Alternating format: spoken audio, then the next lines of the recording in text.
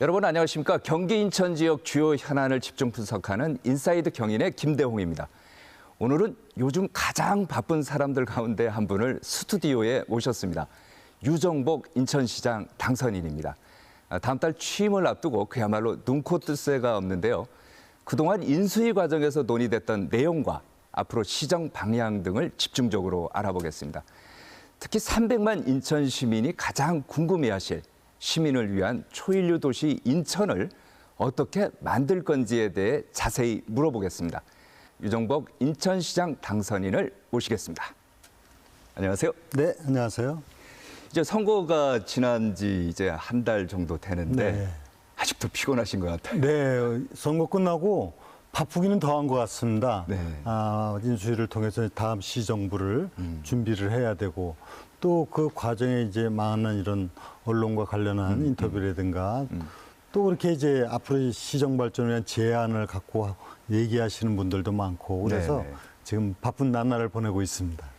그 시민과 시민단체가 제안한 그 정책이 687건 네, 이렇게 많다고요. 다양한 의견을 전해주시는데요. 지금 인수위 과정에서 그런 부분을 다 소화해낼 수는 없고 이제 우선순위를 가려서 당장에 반영할 문제라든가 또 앞으로 이제 시에 들어가서 차근차근 관련 부서하고 협의를 해가면서 시민들의 바람을 가급적 시정에 녹여내도록 할 겁니다. 취임식 얘기 한번 해보겠습니다. 취임식이 보니까 보통 기존에는 좀 경건하게 이렇게 취임식을 했는데 요즘에 좀 다르게 준비를 하는 것 같더라고요. 제가 이번에는 과거에 지금 말씀하신 뭐 엄숙하고 이렇게 그렇죠. 그런 부분 분위기를 좀 벗어나서 시민과 함께한다는 차원에서 공연 중심으로 즉 공연 문화와 중심이요? 예술이 일상이 되는 인천을 만들겠다 하고 했기 때문에 이제 공연 중심으로 시민이 함께 참여하고 그래서 딱딱한 분위기가 아닌 정말 아주 부드러우면서도 시민들이 함께 느낄 수 있는 이런 취임식이고요. 또 하나는 제가 원도심 활성화를 이번 시정에 굉장히 중요한 목표로 삼는다. 공약 1호 아닙니까? 그래서 인천 내항 18부두 이곳에서 취임식이라는 표현보다는 어떻게 보면 시민이 함께 민선 8기를 시작하는 출범식이다. 이런 개념으로 바꾼 것이죠. 저도 취임식에 가서 이제 문화예술 공연을 좀 보고 싶은데 뭐 록밴드라든지 무슨 가수 유명한 가수도 뭐 모신다고 얘기를 들었는데 이제 가급적이면은 이런 취임 행사가 그냥 편하게 지역을 이해하는 차원에서 지역의 음악인들이라든가 문화예술인들이 좀 참여하도록 하는데 다만 그래도 이제 좀 시민들이 기대하는 가수 대표적인 가수 이제 송창식 가수 인천을 대표하는 가수 아닙니까? 송창식 가수께서 오셔서 노래하시고 그다음에 양아영 씨 같은 경우 인천의 노래를 이제 제가 작사한 노래가 있어요. 제가 작사하고 또 백영규 선생이 작곡하고 양아영 씨가 부른 노래가 이제 꿈의 나라라는 게 있는데 그 외에 이제 뭐 일부 성악이나 또 국악이나 이렇게 하면서 그냥 편하게 시민들이 참여할 수 있도록 하는 그런 공연 중심으로 기획하는 거로 알고 있습니다. 그 장소 아까 지금 말씀을 하셨는데 그 인천의 내항에서 그 장소도 좀 특이하더라고요. 그 문제도요. 뭐 문화예술관에서 실내에서 이렇게 엄숙하게 하는 부분들이 일반적이었는데 그 내항이라고 하는 것이 아시다시피 바로 인천의 근대화의 역사거든요. 대한민국 근대화의 역사죠.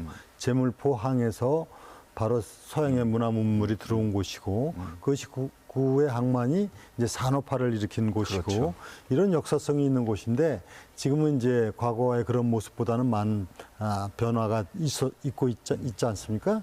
근데 이곳을 이제 새롭게 부흥시켜서 인천에 정말 균형 있는 발전을 기해 나가겠다는 것이 저희 의지이기 때문에 또 아마 시민들은 바닷가에서 시원하지 않습니까? 지금 보면. 그리고 야외에서 이렇게 하는데 다만 이제 아침에 하면은 이제 날씨도 덥고 이런 문제가 있기 때문에 저녁 7시에 좀 여유로운 그런 공연 행사로 취임 행사를 갖게 됐습니다. 그 좀 이제 시간이 지나긴 했습니다만은 그 6월 1일 지방선거 얘기를 좀 저희가 좀 해봐야 될 것 같은데 이게 참 치열했어요. 특히 이제 경기도하고 인천은 전국적으로도 관심이 많았던 지역인데 승리의 요인 어디에 있다고 보십니까? 네, 뭐 지난 얘기긴 합니다만 일단 선거 과정을 또 되돌아보면은 앞으로 어떻게 해야 되는가도 네. 나오는데 지금 진행자께서 말씀하신 대로 치열한 선거를 치르죠. 특히 수도권 선거는 대부분이 그렇습니다. 인천, 경기가 그렇고 그만큼 어떻게 보면 대단히 중요하다는 국민적 관심이 될 수 있는 그렇죠. 지역이고 특히 인천에서 이겨야만이 전국 선거를 이길 수 있다는 그런 과거의 경험 법칙들이 있습니다. 네. 이번에 국민의힘에서는 바로 선거 출범식을 예. 인천에서 했습니다. 5월 19일 날 중앙선대위가 모두 다 인천에 내려서 제 캠프에서 선거를 시작했거든요. 그래서 제가 그때 그런 얘기를 했습니다. 5월 19일인데 이제 뒤집어서 보면 9월 15일이 되지 않습니까? 9월 15일이 인천 상륙작전한 날입니다. 1950년도에. 네. 그리고 13일 뒤인 9.28 서울 수복이 이루어졌죠. 그래서 대한민국을 탈환했는데 이번에는 5월 19일 날에 갖고 13일 뒤가 바로 6월 1일이었습니다. 그러니까 13일 만에 인천에서 제2의 인천 상륙작전을 통해서 네. 수도 서울을 탈환했던 50년대와 같은 맥락에서 이번엔 지방 권력을 탈환한다. 네. 이런 목표를 갖고 했던 그러니까 인천의 그 중요성을 제가 얘기하면서 네. 했는데 뭐 인천 선거는 잘 돼서 다행스럽게 생각을 하고요. 우리 국민의힘 입장에서 시민들께 감사드리고 또 반면에 이번엔 정말 무거운 책임감을 느끼고 또 제가 각오와 다짐도 새롭게 하고 있습니다. 그렇죠. 전에 시장했을 때보다는 더 한 차원 높은 인천시정을 기대하는 것이 바로 시민들의 바람 아니겠습니까? 맞습니다. 네. 이게 보면은 인천 같은 경우는 저희가 봤을 때 네. 민주당이 강한 지역이에요. 그리고 이게 제가 좀 말씀을 드리겠는데 현역이 지금 박남춘 시장 같은 경우도 민주당이고요. 그렇습니다. 송영길 전 민주당 대표도 지역구가 네. 이제 민주당이고 네. 여기에다가 그 대선 후보였던 경기지사 이재명 이제 인천 계양을에서 이제 국회의원 후보로 나오지 않았습니까? 명풍 이 바람까지 불었는데 참 대단한 것 같은데 이거 그러니까 어떻게 쉽지 않았을 것 같아요. 네, 인천의 정치 지형도가 현재로 봐서 뭐 시장뿐만이 아니라 구청장 전원이 민주당이고 네. 또 시의원도 저 강화에 한 분 빼놓고는 지역구 의원이 전원이 다 민주당이고 뭐 이런 구도니까 또 국회의원도 사실은 지금 우리가 13분 중에서 2명이고 그러니까 정치 환경은 정말 어렵죠. 어렵죠. 굉장히 네. 어려운 상황이었고 지난 대선에도 저희가 졌습니다. 그렇죠. 네, 대선에서도 인천 지역이 지고 그래서 많은 걱정이 있었지만은 우리 시민들께서는 뭐 어떻게 보면은 인천의 미래를 과연 어떻게 봐야 될 것이냐 하는 차원에서 결정을 해주시고 해서 저는 그 부분을 결코 잊지 않을 겁니다. 네. 그것은 지금의 현실적인 정치 상황보다는 미래가 더 중요하고 네. 또 그걸 통해서 우리가 어떠한 시민들이 행복하고 또 인천의 발전을 통해서 대한민국이 어떻게 더 발전해가요 이런 기대치가 있다는 것을 알고 있기 때문에 선거 과정은 뭐 힘들었습니다만 이제 무거운 책임감으로 시정을 잘 해 나가야 되겠다 하는 생각을 갖고 있습니다. 그리고 저희가 이제 또 하나 봤더니 선거 과정에서 약속을 지키는 검증된 시장 후보다. 네. 이런 얘기도 또 많이 네. 하셨더라고요. 네, 그건 좀 어떤 얘기죠? 그건 중요한 얘기입니다. 사실 정치인에 대한 불신의 가장 기초가 뭡니까? 말과 행동이 다른 것이고요. 처음에 선거 때 얘기하고 그 뒤가 달라지는 모습 아닙니까? 네. 이것이 이제 정치 불신의 요인이 되는 겁니다. 그래서 저는 지난 8년 전에 제가 인천시장이 될 때 약속한 부분을 대부분 지켰습니다. 네. 제가 그 당시에 제1호 공약이 인천발 KTX였습니다. 그때 시민들은 그거 뭐 전혀 처음 들어보는 얘기고 그게 어떻게 되겠느냐 하는 냉소적인 시각이었지만 저는 2년 만에 모든 것 절차를 다 마치고 추진이 돼서 사실은 그게 지난해 이제 개통 목표였는데 네. 지금 그 후에 이제 후임 시장에 의해서 이것이 연기되는 바람에 아직 그 개통이 안 되고 있는데 조만간에 이제 몇 년으로 개통이 될 겁니다. 네. 그럼 인천에서 전국의 주요 도시를 1시간 내지 2시간대에 가는 이게 바로 이제 수원역이 수인선에다가 경부선을 접속시키는 사업이거든요. 그렇게 약속을 이행했고 또 그 당시 인천이 정말 비대 가위 눌린 시였어요. 제가 인천시장이 되고 나서 하루에 이자만 12억씩 내는 이 처참한 상황. 그 민선 6기 때 말씀하시는 그렇습니다. 거죠? 네. 그러니까 5기 때 그런 상황을 제가 6기 때 이제 받아갖고 어떤 경우든 제가 이 재정은 정상화 시키겠다. 저는 지켰습니다.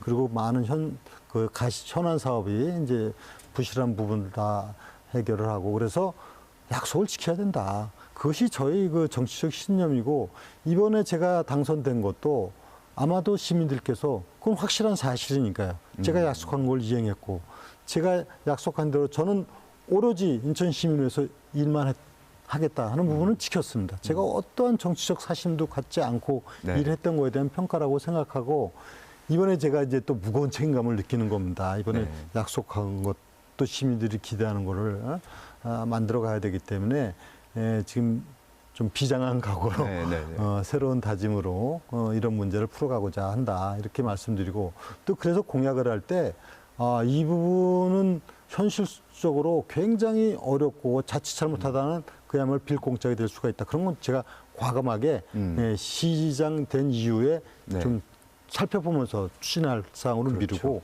이것은 어렵지만은 반드시 해야 된다. 이런 건 제가 공약하고 그랬습니다.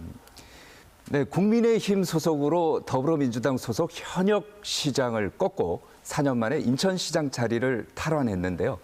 승갑봤던 선거 과정을 저희들이 영상으로 준비했습니다. 함께 보시겠습니다. 이번 인천시장 선거전은 비슷한 길을 걸어온 전현직 인천시장의 리턴 매치로 관심을 모았습니다. 유정복, 박남춘 두 후보는 인천 제물포고 동문이고 행정고시 합격 후 공직자가 돼 정치에 입문했습니다. 정계에 먼저 입문한 것은 유정복 당선인. 1994년 30대 후반에 김포 군수에 임명돼 전국 최연소 군수가 됐습니다. 민선 군수로 당선된 이후 김포가 시로 승격되면서 김포시장을 지냈습니다. 국회로 옮겨 제17대에서 19대까지 3선 의원을 지냈고 농림수산부 장관을 역임한 뒤 2014년에는 인천시장으로 선출되며 행정 전문 정치인으로 입지를 굳혀갔습니다. 그러나 2018년에 민선 7기 인천시장 자리를 박남춘 시장에게 내줘야 했습니다. 이후 2020년 총선 낙선, 지난해에는 국민의힘 인천시당 위원장에서도 탈락하면서 정치적 실현기를 보냅니다. 이번 6일 지방선거는 유정복 당선인에겐 4년 전 패배를 서력하고 재기를 노리는 기회였습니다. 결국 88,365표, 7.21% 차이로 민선 8기 인천시장에 당선됐습니다. 저는 초지일관 사심 없이 오직 시민만을 보고 인천의 미래만을 보고 일해 나갈 것입니다. 우리 인천이 새로운 모습으로 변하고 있다는 것을 실감할 수 있도록 하겠습니다. 네, 정말 치열한 선거 과정이었는데 선거가 끝나고 이제 인수위를 구성해갖고 네. 인천시의 이제 실국별 업무 보고를 이제 받지 않았습니까? 그렇습니다. 받아보니까 어떻습니까? 저는 이제 인천 시정 경험을 갖고 있는 사람이고 그렇죠. 또 그동안 행정을 오래 해왔던 사람이기 때문에 기본적인 그 일의 과정이나 내용은 다 잘 알고 있습니다만 네. 문제는 인수위 과정을 통해 갖고 지금 어떠한 문제점이 있는가 네. 그리고 어떤 것이 지금 다음 민선 8기 시정부에서는 더 발전적으로 개선해 나가야 되는가 이런 걸 그렇죠. 들여다보는 거 아니겠습니까? 뭐 우리 공무원들이 참 그동안에도 열심히 일하고 노고가 많다는 걸 알게 됐고요. 다만 일부 그 사안들이 실질적으로 그 일이 어렵고 쉽고의 문제가 아니라 그 목표나 방향성이나 의도가 잘못된 부분들을 확인을 하면서 이런 것은 반드시 개선해서 시민 중심이 인천시가 돼야 되겠다는 생각을 갖게 된 거가 좀 여러 개가 있고 좀 안타까운 부분을 많이 알게 됐습니다. 뭐 남을 비판하는 거는 아닙니다만은 그래도 이제 우리가 고칠 건 또 고쳐야 되지 네네. 않습니까? 인수위 과정에서 이렇게 업무 보고를 받다 보니까 야 이거는 좀 잘못된 것 같아. 뭐 이런 게 좀 눈에 띄는 게 있습니까? 그런 게 있죠. 그래서 지금 말씀하신 대로 무슨 민선 7기를 뭐 비판하거나 시장을 비난하기 위한 차원이 아니고 네. 사실을 정확하게 이해해서 만약에 시행착오나 오류가 있었다면 개선해 나간다는 그렇죠. 차원인데 그런 부분들이 좀 꽤 있어서 제가 걱정스러운 마음도 있지만은 반드시 그러나 시민을 위해서 그건 바꿔 나가야 되는 것이죠. 좋은 정책은 이어나가야 되고 잘못된 그렇죠. 정책은 고쳐 나가는 것이 발전 아니겠습니까? 그런 차원에서 지금 예를 들어서 뭐 몇 가지들이 있는데 특히 이제 시민들의 관심사항이 큰 내용들 또 논란이 됐던 부분들 그런 부분들이 이제 수도권 매립지도 있고 네. 이음 카드 문제도 있고 네. 이런 등등 쭉 있어요. 네. 근데 좀 안타깝더라고요. 이번에 이 보고를 받는 과정에 새롭게 확인된 부분들이 가령 이음 카드 같은 경우는 그건 사실 제가 먼저 시장 때 만든 거거든요. 네. 그래서 잘 운영하는 거는 뭐 좋은 거죠. 이 취지는 소위 말하면 전통시장 등을 비롯한 자영업자, 어려운 소상공인들을 좀 보호하고 네. 지역 서민 경제를 활성화한다는 취지에서 제가 만든 거거든요. 그렇죠. 네. 근데 그 후에 이게 이제 시민들에게 모두 다 편리하게 쓸 수 있는 카드로 되면서 이 재정 투입이 이제 상당히 들어갈 수밖에 없는 거죠. 결론은 이렇게 시민한테 뭔가 어떤 혜택을 준다는 것은 재정 투입을 통해서 가능한 부분인데, 근데 이번에 그 공직자들이 보고를 하면서 이제 소위 말하면 고백을 하는 것이죠. 네. 이번에 이렇게 10% 캐시백 받는 거로는 이번 7월 달 이제 곧 이제 끝난다는 거죠. 예산이 없다는 거죠. 그러니까 예산을 7월 중순까지 쓰면은 예산이 없는 거예요. 그러니까 10% 캐시백이 안 된다. 안 되느냐 문제는 또 예산을 뭐 어디에 끌어다 쓰든 어떻게든 이런 대안이 없이 현재로서는 예산이 다 소진됐다. 그러면 이거 어떻게 이렇게 하려고 그러냐. 그래서 그거는 이제 공무원은 이제 차기 시장의 어떤 의지나 또 판단을 기대하겠죠. 지금 상태로 하면 금년에만도 2천억 이상을 투입을 해야 돼요. 예.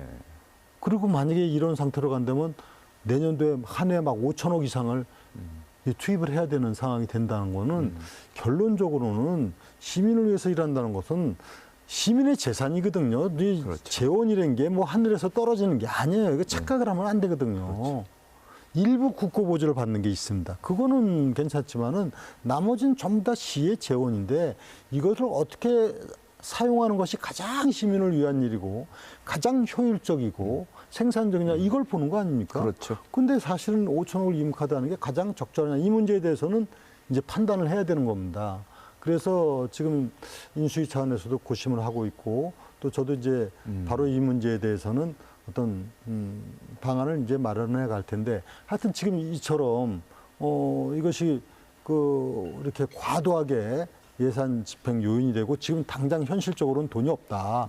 이런 상황. 제가 그래서 8년 전에 시정 책임을 맡았을 때 그 빚더미에 가위 눌려갖고 제가 너무너무 힘들었던 그 기억이 나는 거예요. 이제 또 이행카드 이건 저는 상상 못했던 일이죠. 이렇게 예산도 없이 소위 말하면 이행카드가 사용이 됐다는 네. 부분. 그래서 이 문제가 이제 남겨 있고 또 뭐 수도권 매립지 문제도 그동안 논란이 계속되었는데 이거는 뭐 이제 기회가 되면 또 네, 다시 네. 말씀드리겠습니다만 이것도 결국은 수도권 매립지를 위한 홍보비로 무려 129억을 썼다고 하는데 이게 과연 매립지 종료하고 홍보비하고는 관계가 없는 얘기였거든요. 홍보비를 쓴다고 해서 매립지가 종료되는 거하고는 무관한 일이었거든요. 이런 부분은 정말 잘못됐다. 의도가 잘못됐다. 현수막에다 매립지 종료라고 걸어놓는다고 해서 매립이 종료됩니까? 이건 전혀 별개의 사안을 갖고 더군다나 예산도 굉장히 변칙적으로 좀 썼다는 게 지금 확인이 다 되고 있기 때문에 이런 문제는 뭐 지금 7기를 비난하고자 하는 게 아니라 네. 시민들이 올바르게 알고 이런 문제가 있었구나. 이제 이래서는 안 되겠구나. 우리가 반면교사로 삼아서 이제는 정말 진실하게 네. 정직하게 시민만을 위한 시정을 펴나가야 되지 않겠습니까? 예. 이런 문제들도 지금 꽤 많이 나오고 있어요. 보니까 이제 민선 8기 네. 유정복 시정의 임기 동안에 세 가지 키워드를 저희가 이제 봤더니 균형, 창조, 소통이더라고요. 네네. 이제 굉장히 이제 추상적인 말이긴 한데 이거 구체적으로 어떤 내용입니까? 네, 추상적인 것 같으면서 내용이 딱 다 담겨 있습니다. 균형, 말씀드린 대로 우리 인천시가 지금 인구 300만에 이르고 또 국제도시로 이렇게 변모해가고 정말 인천에 그 우리나라에서 인구 규모로 보면 세 번째 도시고 제가 시장 때는 경제 규모 2위를 했었습니다만 이런 도시로 크게 발전해 가지만은 시민이 행복한 인천이 되기 위해서는 균형이라고 하는 것, 즉 다시 말씀드리면 인천 시민 모두가 행복한 그런 사회 그렇게 하기 위해서는요 지역 간 균형이 중요하다. 지금 원도심 문제를 제가 그래서 말씀드린 겁니다. 원도심과 이제 국제도시 이런 부분이 균형을 이루어야 되고 또 제일 중요한 부분은 어렵고 힘들고 또 불편하고 뭔가 도움이 필요한 분들이 많이 있지 않습니까? 이 부분에 대해서 저는 좀 중점을 둬야 된다. 그래서 장애인 문제를 비롯해서 저소득층, 취약계층 이 부분들이 좀 더 균형 있게 하는 계층 간 균형, 또 세대 간 균형은 우리 청년들이 희망을 갖는 사회를 만들어야 되는 것이 아주 그렇죠. 중요합니다. 중요하죠. 그리고 이제 어르신들이나 또 뭐 보훈가족 이분들이 자랑스러운 대한민국과 인천을 만들어 온 것에 대해서는 충분한 예우가 이루어지도록 이게 바로 균형 발전 프로젝트거든요. 이 균형이란 말 속에 사실 인천의 미래를 전 다 담고 있습니다. 그리고 이건 시정의 중점 방향이 될 것이고요. 창조는 인천이야말로 창조형 도시거든요. 사실 다른 도시하고 제가 비교 불가다 이렇게까지 감히 얘기를 합니다. 서울은 인구가 많고 수도이지만은 그 서울은 관리형 도시다 이렇게까지 얘기합니다. 그거는 재원을 어떻게 합리적으로 배분해서 시민을 행복하게 만드냐 하는 문제라면은 인천은 창조형 도시다. 이미 역사적으로 증명하지 않습니까? 인천은 계양 창조 도시부터 해가지고 지금 뭐 송도, 청라, 영종 다 정말 바다를 육지로 만들어가는 창조적 실현을 통해 가지고 오늘의 인천을 만들어 오고 있지 않습니까? 앞으로 미래도 저는 그렇게 보고 있습니다. 그래서 제가 뉴욕 시티 프로젝트도 바로 그런 부분이고 정말 다른 데서 갖기 어려운 강화 옹진을 비롯한 많은 도서와 해양 거기다 세계적인 국제공항 항만 이런 인프라 그리고 다른 지역 다 합해도 인천을 따라올 수 없는 경제자유구역 이런 부분을 갖고 있는 인천은 미래 창조형 도시다. 그래서 저는 인천의 꿈을 키워나가는 것이 바로 대한민국의 미래다. 이런 확고한 신념을 갖고 있어요. 그래서 저는 이런 창조, 그다음에 소통은 아무리라도 결국은 시민들하고 함께 만들어가는 도시가 되지 않으면 안 된다. 그건 바로 소통이라는 표현으로 된 건데요. 끊임없이 시민들의 의견을 청취하고 또 시민들의 입장에서 문제를 풀어가고 또 그런 가운데 함께 인천시의 발전을 그 성취를 느끼고 행복에 젖고 그것이 바로 제가 제시한 균형과 창조와 소통이라는 키워드입니다. 자, 그럼 지금부터 이제 구체적으로 현안을 하나씩 이제 짚어보겠습니다. 첫 번째, 수도권 쓰레기 매립장 문제. 이거 어떻게 해결해야 됩니까? 수도권 매립지 문제 어려운 문제죠. 그런데 제가 민선 6기 때 그 어려운 문제를 사실 풀었거든요. 그러니까 이 문제의 핵은 이 수도권 매립지를 종료시키기 위해서는 대체 매립지를 만들어야 되는 거 아닙니까? 당연한 거 아닙니까? 그렇게 하기 위해서 제가 민선 6기 때 시장 취임하자마자 이 문제에 전적으로 모든 노력을 다했고 진짜 그 당시엔 상상할 수도 없는 일들을 했던 겁니다. 그래서 서울시, 경기도, 환경부 장관 저하고 이 사자 협의체를 구성해서 1년 가까이 뭐 한 10여 차례 회의도 했지만은 제가 이건 끈질기게 갖고 있는 역량을 갖고 이해 설득시키고 또 정부를 설득해서 결론적으로 대체 매립지를 만들도록 한 거거든요. 그리고 이 매립지가 인천 땅이 아닙니다. 서울시가 71%를 갖고 있고 환경부가 29%를 갖고 있는 겁니다. 아, 그렇습니까? 그래서 이걸 전부 인천시로 넘겨라. 땅을 소유권을 가져야 권한을 행사할 수가 있습니다. 매립 면허권을. 그다음에 매립지 관리 공사를 인천시로 넘겨라. 그리고 매립지에 쓰레기가 들어올 때 반입 수수료의 50%를 붙여서 가산금 인천시로 넘겨라. 이거는 정말 엄청난 그 결과를 만든 거거든요. 다 사인했습니다. 그래서 지금 돼 있는 게 제가 시장 때 208만 평을 이미 가져왔고요. 그다음에 1년에 한 800억 정도가 인천시로 들어오고 있습니다. 예. 근데 그 후에 대체매립지 사자 협의체조차를 안 하니까 안 되는 거 아닙니까? 정말 이거는 너무 안타까운 문제예요. 그래서 지금 말씀하신 대로 이거는 우리 후임 자체 매립지 하겠다. 아니 자체 매립지 하면 문제가 해결이 됩니까? 안 됩니까? 대체 매립지를 해야 해결이 되지. 자체 매립지 하려면 서울시하고 경기도가 합의를 봐서 우리 다 자체 매립지 한다고 도장 찍으면은 합의가 되죠. 근데 거기는 아무런 반응이 없는데 우리 자체 매립지 한다면 문제가 해결됩니까? 정말 이거는 너무 기본이 안 돼 있는 정책을 추진했던 겁니다. 다행스럽게 윤석열 정부가 들어서 윤석열 대통령께서도 이제 대체 매립지 조성으로 이 문제를 해결한다고 이미 공언을 했고 또 이에 따라서 환경부에도 그렇게 지금 실무적으로 준비가 되고 있어요. 그래서 이거는 이제 새로 오세훈 시장 그다음에 김동연 지사하고 제가 협의하고 정부하고 협의해서 빠른 시일 내에 이제 해결을 하는데 지금 마음이 안타까운 거는 이게 한 4년 동안 결국은 이제 그 잘못된 규정 방향 때문에 정체가 됐고 또 새로운 일을 해야 되는 이런 안타까움이 있는 것이죠. 아니 이미 그 옹진군 영흥도에 그 부지 매입을 하지 않았습니까 이제? 그거는 이제 지금 민선 7기에서 방금 한 거로 알고 있습니다. 그 부지는 그럼 어떻게 할 거예요? 부지 매입한 거야. 뭐 토지를 갖고 있는 게 여러 가지 활용 방안 찾으면 되니까 그건 뭐 중요한 문제가 아니죠.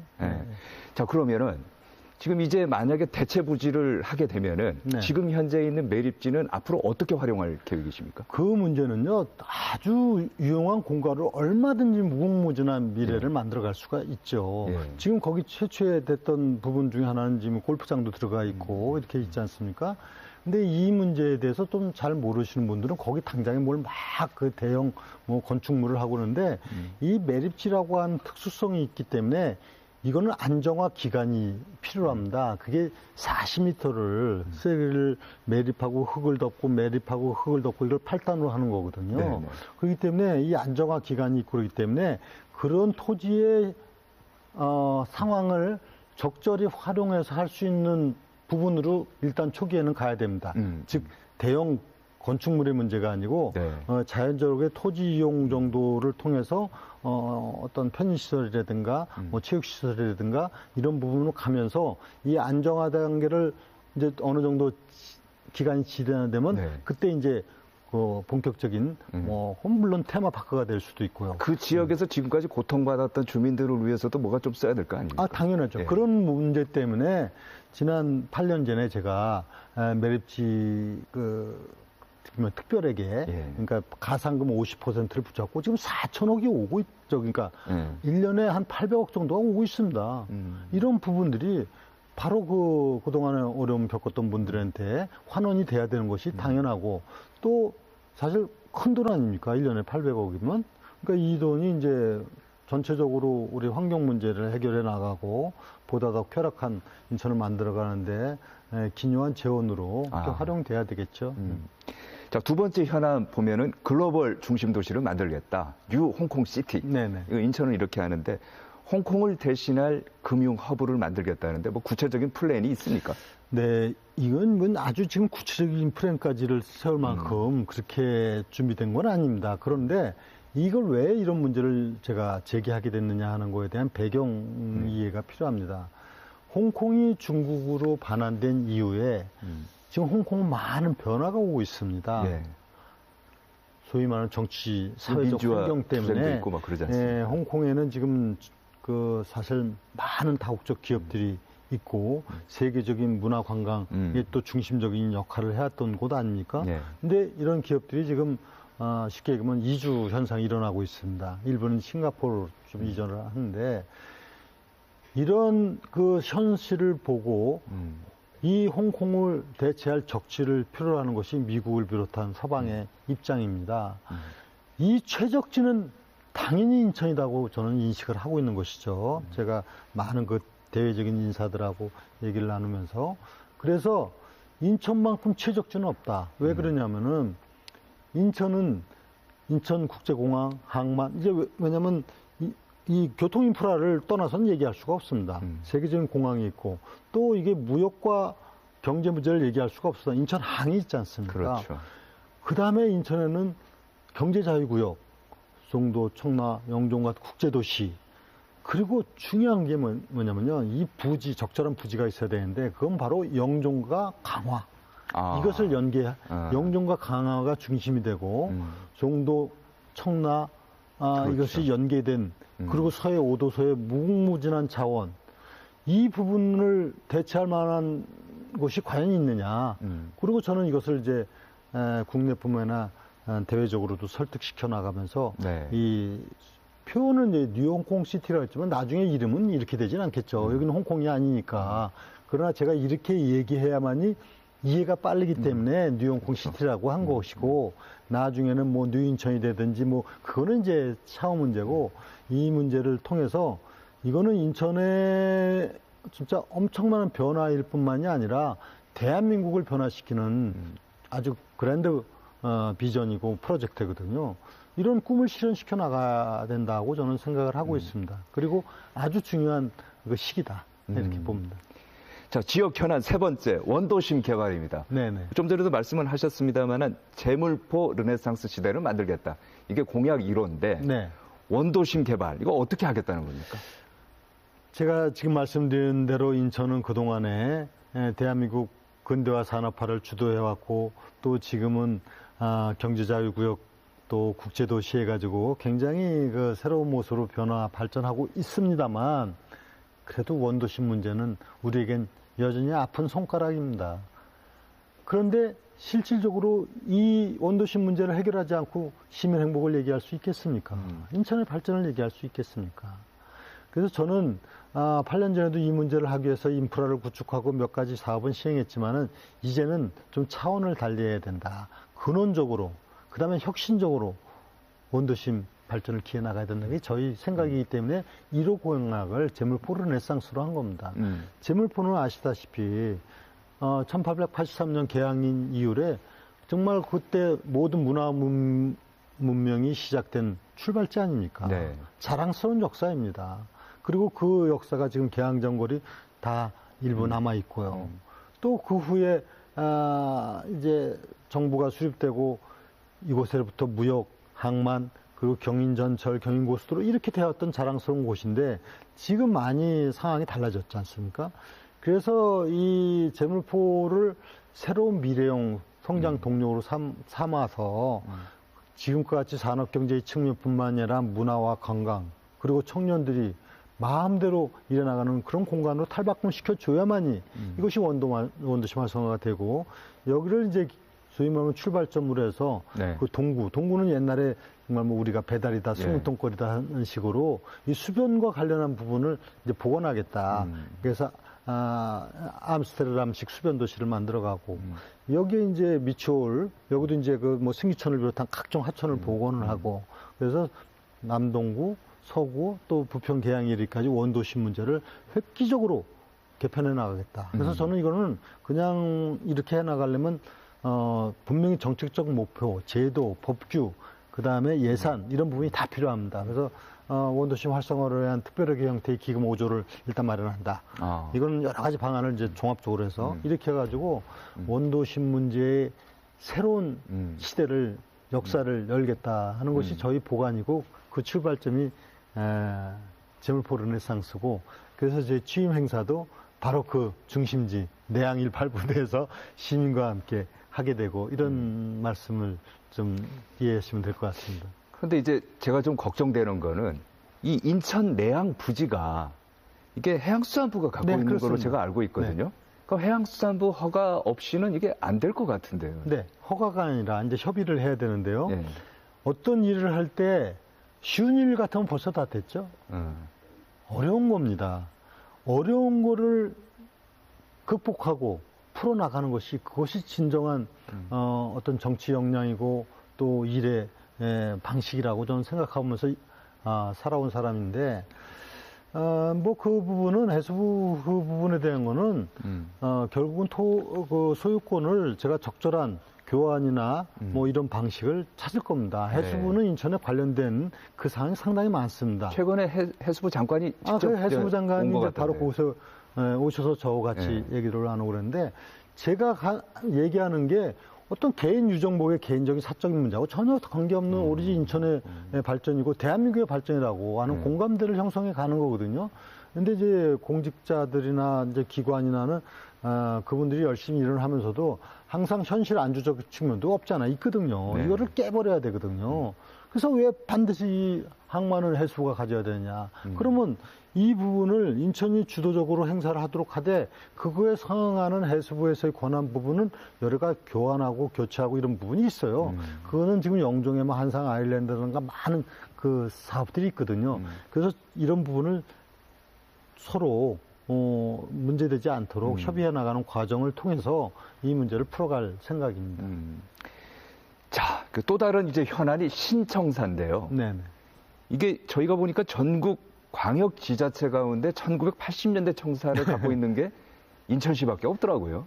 그래서 지금 인천하고 아마 강원도 정도일 겁니다. 예. 제가 생각하건대는. 예, 그런데 이것도 그렇습니다. 행정 환경 변화가 그동안에 40년 동안 얼마나 이루어졌습니까? 40년 전에 인천이 소위 말하는 경기도 인천시에서 인천 직할시가 될 때 인구 네. 100만이었어요.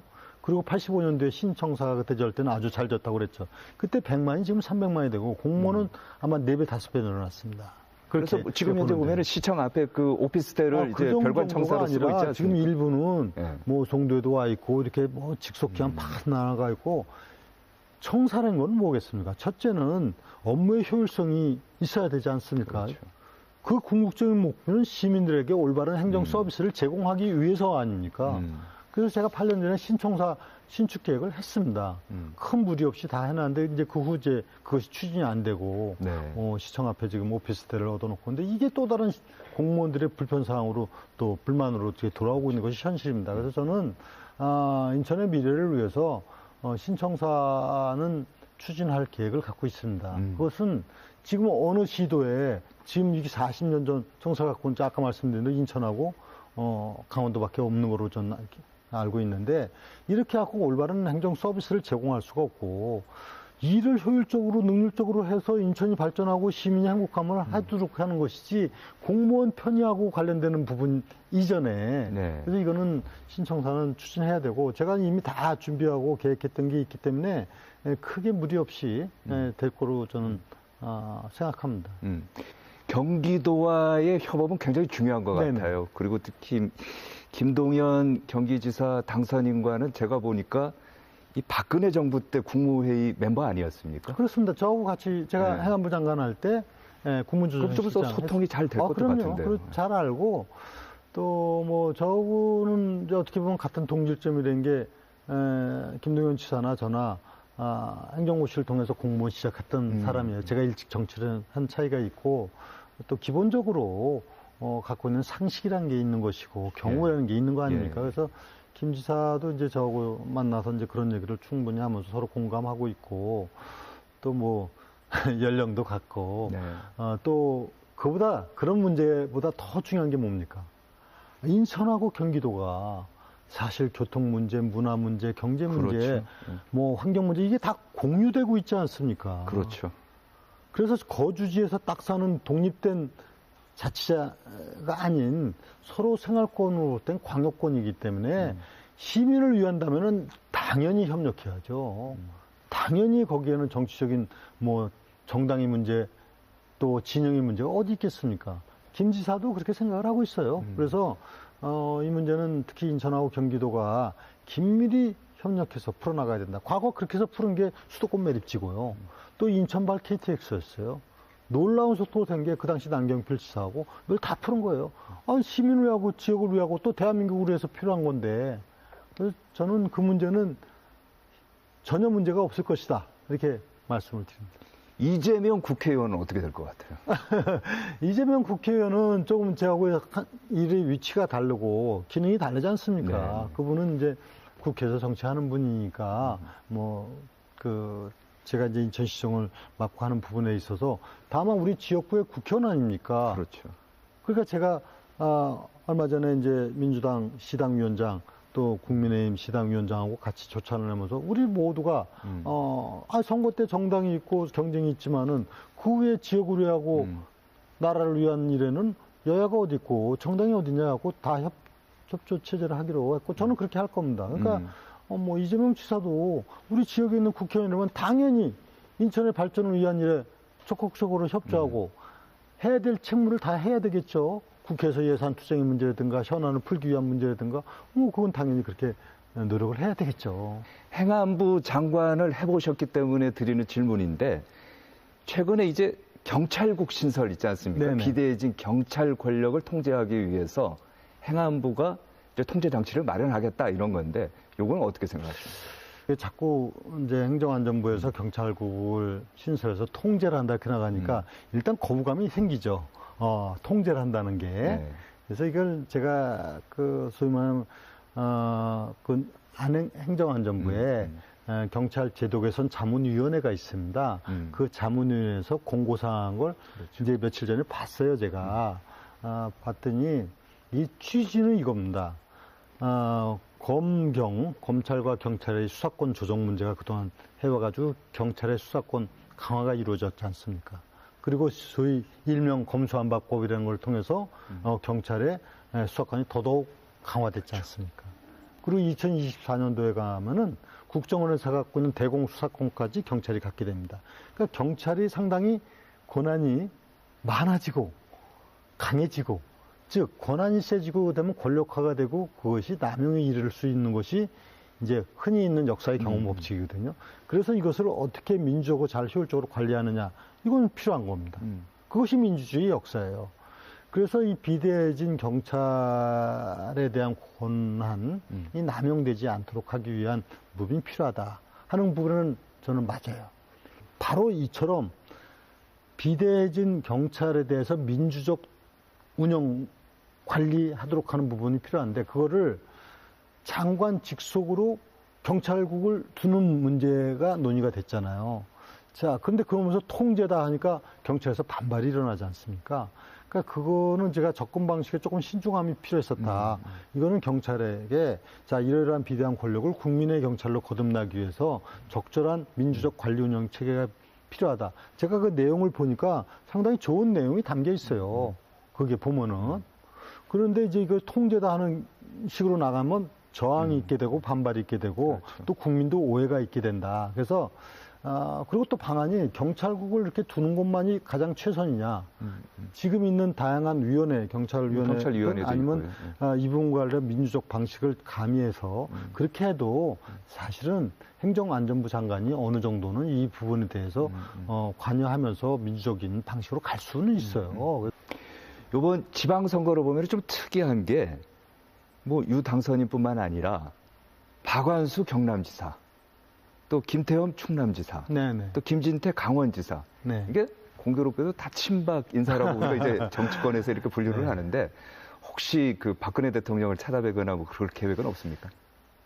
이 정치권에서는 흔히 이렇게 계파, 뭐 또 진영 이런 얘기를 많이 해오는데요. 지금 박근혜 대통령이 참 그런 어려움을 당하시고 정치 현장에 계시하는데 사실 친박 얘기하는 것 자체가 현실 불부합이죠. 근데 그걸 예를 들어 박근혜 대통령하고 가까이 일을 했거나 그 정치적인 뭐 가치나 이런 거에 공유했던 사람에 대해서 얘기한다면 굳이 저는 뭐 친박입니다. 뭐 부인하지 않아요. 그런데 지금 그런 진영에 의해서 뭐 이 국정을 다뤄나가고 정치를 해서는 안 된다고 봅니다. 저는 어떤 경우라도 어떤 저하고 가까운, 지금은 그 윤석열 대통령하고 같이 국정을 하니까, 그러면 제가 친윤입니까? 그러니까 그거는 오직 있는 거는요. 네. 오직 있는 건 대한민국이고 국민이에요. 저는 그래서 늘 얘기해요. 저는 친대한민국이다. 네. 친국민이다. 지금은 인천 시민이에요. 그렇게 하는 거고, 다만 박근혜 대통령께서 참 고초를 많이 겪으시고, 또 뭐 얘기하려면 참 많은 어려움이 있으셨잖아요. 그런 부분에서 제가 기회가 되면 뵙는 것은 당연한 겁니다. 근데 지금 이제 아직도 이제 가려 중에 계시고 네. 그렇기 때문에 적정한 시기에 찾아뵙고 또 위로의 말씀도 드리고 또 그분이 그래도 나라를 위해서 일해왔던 대통령 지낸 분 아니니까 앞으로도 뭐 현장 정치에 안 나오더라도 그런 네. 모습이 필요하죠. 나라를 위한 마음을 갖는 게. 자, 마지막으로 인천 시민들에게 이제 한 말씀 하신다면 어떤 게 있겠습니까? 네, 이제 민선 8기에 대한 시민들의 기대심이 높은 것을 잘 알고 있습니다. 그거는 저는 참 영광스럽기도 하지만은 한편으로는 정말 무거운 책임감을 느끼지 않을 수가 없습니다. 그런데 맞습니다. 인천은 정말 대한민국의 미래를 끌어갈 그런 중요한 지역이고 그런 가능성, 잠재력을 갖고 있는 곳입니다. 그래서 제가 인천의 꿈 대한민국의 미래라고 이렇게 비전을 설정하고 있지 않습니까? 인천이 꿈을 키워나가야 됩니다. 근데 그 꿈은 유정복 개인의 꿈이 아니고 시민의 꿈을 꼭 실현시키고 나오고자 하는 것이 저희 마음입니다. 민선 8기는 지난 6기 때 제가 부족했던 부분을 조금 더 되돌아보면서 더 이제는 시민과 함께하는 그런 인천을 만들어 가도록 저는 혼신의 노력을 다할 것입니다. 시민들께서 저와 함께 정말 시민이 행복한 세계 초일류 도시 인천을 함께 만들어 가는데 동참해 주시길 기대하면서 열심히 잘 하겠습니다. 감사합니다. 네, 바쁘신데 오늘 출연해 주셔서 고맙습니다.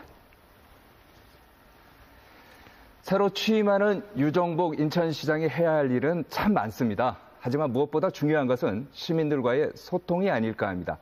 내 편 가를 것이 아니라 시민들이 바라는 것이 무엇인지 귀 기울이고 적재적소의 인재를 등용한다면 홍콩을 능가하는 글로벌시티 인천도 가능할 겁니다. 오늘 인사이드 경위는 여기까지입니다. 함께 시청해 주신 여러분 감사합니다.